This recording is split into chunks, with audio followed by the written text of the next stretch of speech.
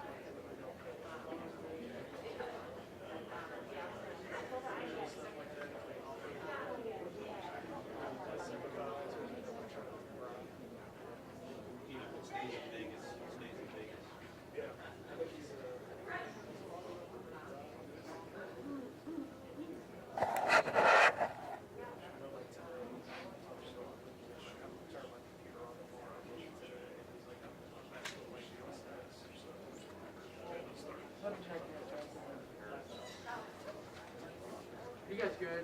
You guys ready? You guys good?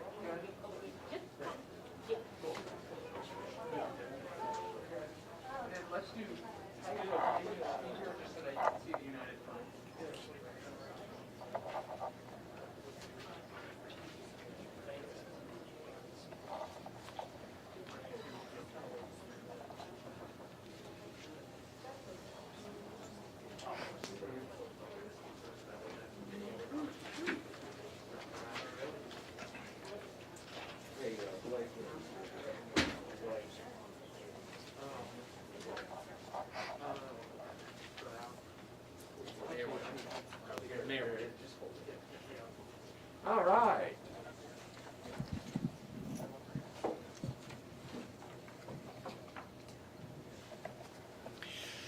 Well, good afternoon, and thank you for coming. Yeah, please join us. Today, 35 new peacemakers are fanning out into and throughout Indianapolis neighborhoods. Working under our Office of Public Health and Safety, they will identify and provide a better path to those at risk of committing or falling victim to gun violence and violence generally. For individuals who adopt that message, history has shown strong, positive results.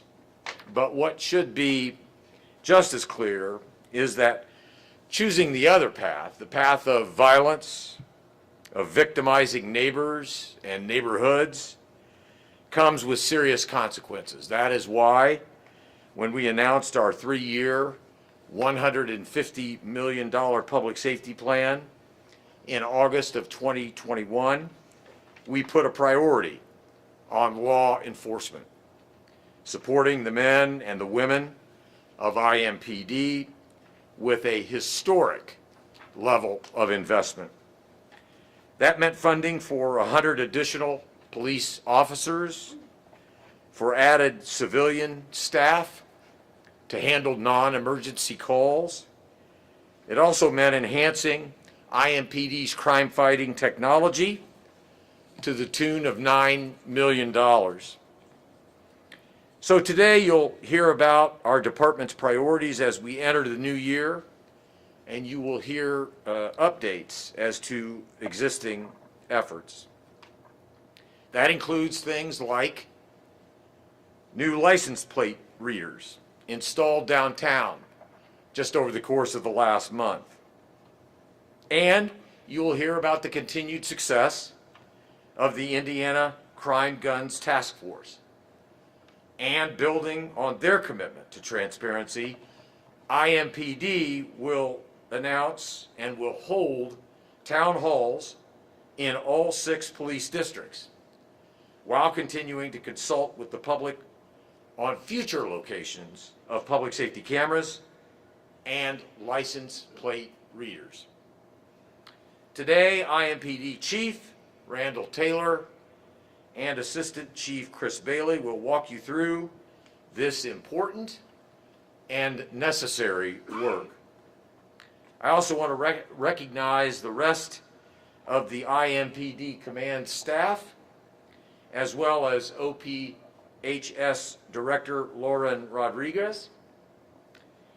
What should be clear today is the city's broad commitment to public safety, to reverse the spike in deadly gun violence that our city experienced last year and the year before.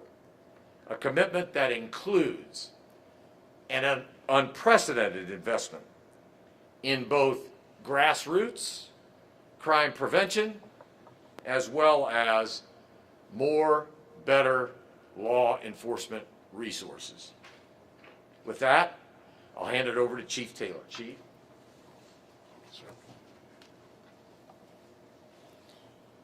Good afternoon. Thank you for being here.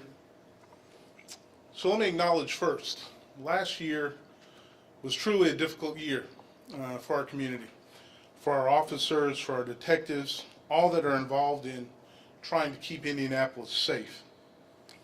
But it's important to know that despite those challenges, we did see some success in some significant areas. Our homicide numbers are down 35% compared to this time last year. As of this morning, our non-fatal shooting numbers, our incidents, are also down 40% from last year. It's worth noting that while the number of shooting incidents was up the first 6 months of 2021, the number was down during the last 6 months during 2020, 11%. We wanted to thank our partners at IU for their assistance in helping track that data. We continue to receive tremendous help from the community. Probably one of the things that I'm most impressed with and most pleased with, the message of getting out to the community and making sure that They understand that we are on the same team together, that if we have any success, it's not going to just be the IMPD, but that partnership that we have with the community appears to be paying off. We've had a number of people that have come forth and have helped with some pretty violent, pretty deadly crimes that has allowed us to make a number of arrests. And we're still committed to the city and to the community. You'll see that more so this year because the IMPD will continue by having district town halls. That'll be in every district that will have at least one. The first one will be on January 31st of this year. It'll be at 6 p.m. in the Southeast District.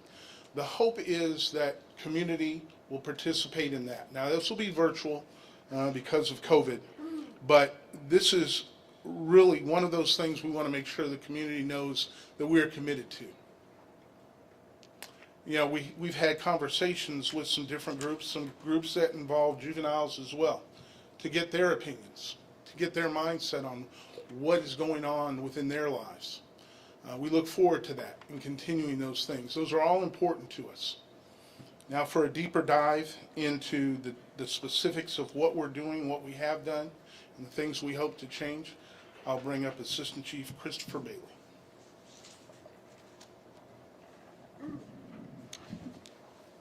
Thanks, Chief. Good afternoon. Good to see most of you today. Just kidding. Just trying to make a little levity here. What you're going to hear from me is a little bit of information about what we're doing in 2022. Most of it is a continuation of what we started in 2021. Just a few ground rules. What we're going to do today is I'll briefly highlight some key initiatives and goals for the year. We're not going to take any questions from the podium today, but all the people that are up here are going to be available one-on-one in different parts of the room to answer your specific questions about whatever specifically you want to know about what we talked about today or any other issues that you may have. So to be clear, this is very simple for us. Although not simple to accomplish, the words are simpler. Our number one priority in this police department is to reduce violent crime. It has been and will continue to be in 2022. Every officer, every detective on this police department, everything they do needs to be focused around reducing violent crime.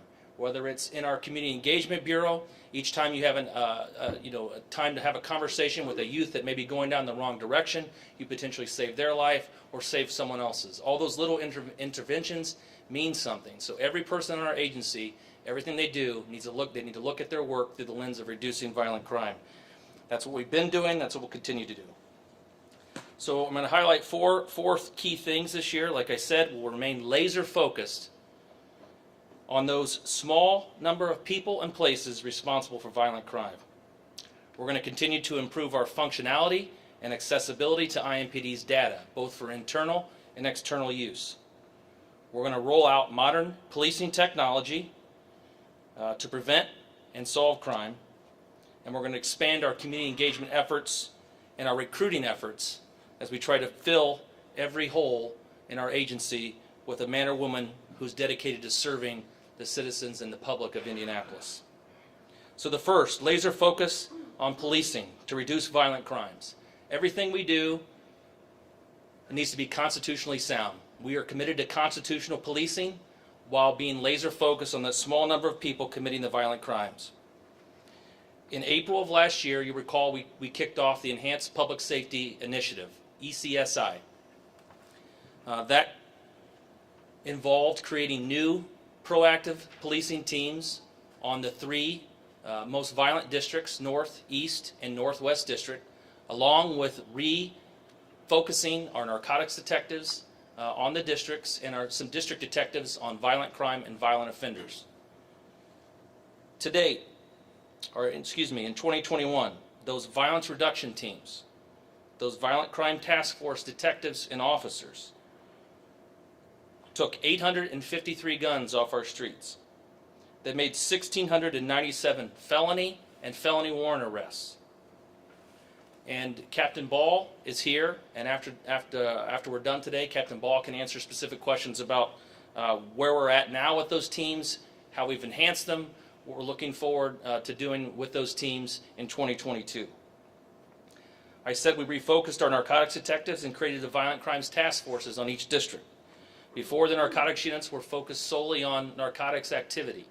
These detectives, along with district detectives whose focus is guns, focus not only on narcotics and community complaints, but on violent offenders, people shooting guns in the air that don't hit anybody, but are general nuisance in the neighborhood and cause people to be put in harm's way. Also in July of 2021, the Crime Gun Intelligence Center, which kicked off in 2019 in a partnership with the IMPD and ATF, expanded and became the Indiana Crime Guns Task Force. We added detectives from the Carmel Police Department, from the Zionsville Police Department, from the Plainfield Police Department, from the Avon Police Department. The Indiana State Police and the Fishers Police Department are still engaged and heavily engaged in this, what I believe can change the trajectory of gun investigations in all of Indiana. They're invested just like we are in this endeavor. Last year, they took 288 firearms off the street and made 270 total arrests. And when we talk about their arrests, you don't become a target or you don't become arrested by the Indiana Crime Guns Task Force unless you've been engaged in some sort of violent crime. So it's 270 individuals and 280 plus guns that have a nexus to violence in our community or one of our surrounding communities. In partnership with the Marion County Forensic Services Agency, our partners at the Crime Lab, who look extremely hard. Nothing we could do from solving a homicide case to putting guns into the National Integrated Ballistic Information Network happens without their help. They put in over 4,000 firearms and 3,500 fired cartridge casings, both record numbers since we started tracking these in 2019. Lieutenant Brezik with the Indiana Crime Guns Task Force is here to answer questions specific to where we're at with the Indiana Crime Guns Task Force. We are also still committed to addressing mental health services and behavioral health services, utilizing our MCAT unit and our homeless outreach unit. This year, we combined the efforts of what was our behavioral health unit and MCAT into one unit. We have 9 teams of clinicians and officers that are out there in the streets helping those that are in crisis, diverting them from the jail as much as possible in the criminal justice system. Last year they took 979 runs. 97.3% of the people that they encountered did not go to jail. They went and got help. This does not include the thousands of immediate detentions that our officers do each day, where people are taken to hospital for treatment and then referred at one point to the AIC for additional assistance and support. Also today, as the mayor said, the Office of Public Health and Safety, their peacemakers hit the streets to work alongside the community to try to prevent some of these things from escalating, some of these disturbances, some of these simple disputes or ongoing feuds. They either start on social media or other ways, they end up in violence. Their purpose is to try to prevent those folks from having to ever encounter with law enforcement, to save someone's life, to save someone from being shot. Director Rodriguez, a great partner to the IMPD, she's here today to answer questions specific to that project, as well as the many others that her office is engaged with to address the root causes of crime and disorder in our community. We have to be able to do both. We have to be able to stop the bleed now by using law enforcement efforts to do that, as well as look at long-term solutions to prevent people from being in these situations in the first place. Excuse me. Data and technology. Where are we at right now? We've made a tremendous amount of progress over the last 2 years as we talk about data and technology on this police department. A lot of that thanks to the leadership of Deputy Chief Cunningham and Major Matt Thomas, who will both be available today to talk about specifics of this. But what we've done so far, we added 10 new automated license plate readers to the downtown area just before the national championship, as well as updating existing infrastructure, camera infrastructure downtown with new technology that hasn't been replaced since prior to the Super Bowl in 2012. We remain on track to add 25 ALPR systems to the Southwest District in April of this year. And we'll continue to upgrade the existing infrastructure and install new public safety cameras in neighborhoods experiencing gun violence, traffic fatalities, and other issues. And to date, we have public safety cameras that give us over 220 views from throughout our city and downtown. That is also in conjunction with the B-Link program that allows businesses to partner with IMPD with exterior cameras. We've started the process of procuring additional ALPR systems through the requirements set forth by the state on how we purchase things, and large purchases take a little bit of time, as well as beginning to identify vendors to participate in the gunshot detection system pilot that we hope to have later this year. We've held 4 of 6 community meetings with local residents and business owners to discuss IMPD's technology upgrades and deployment. We'll have 2 more of those, specifically on the North and East District soon. And then we'll have individual meetings with specific neighborhoods as we deploy these even to the micro sense, and as we select specific neighborhoods, having specific conversations with the people and businesses in those areas. We'll continue to work with an outside data expert to ensure our data is readily available to the public and our officers and is easily understandable. IMPD has a lot of data. We just don't use it very good. I can't even use English very good. So we're working with that nationally known partner to help us get our data going in the right direction and be able to utilize it to give our operations division. Deputy Chief Barker's here to talk about what his officers specifically are doing in the districts to engage our community and to reduce violent crime. Data from 2021, as the Chief mentioned, shows that while the number of shootings incidents were up in the first 6 months of 2021, that number was down in the last 6 months of 2021 based on 2022 by 11%. Our researcher, Professor Natalie Hipple, works with Indiana University Bloomington, has been a partner of ours for many years. We were one of the first agencies to actually start tracking non-fatal shooting data over 10 years ago. And so she has an extensive amount of knowledge and information about demographics, age, districts, time of day, all those things. So she provides us very important information, and we're happy to partner with her. The total number of homicides that were cleared in 2021 increased by 6.08% to 54%. We understand that we still have a lot of work to do in that area.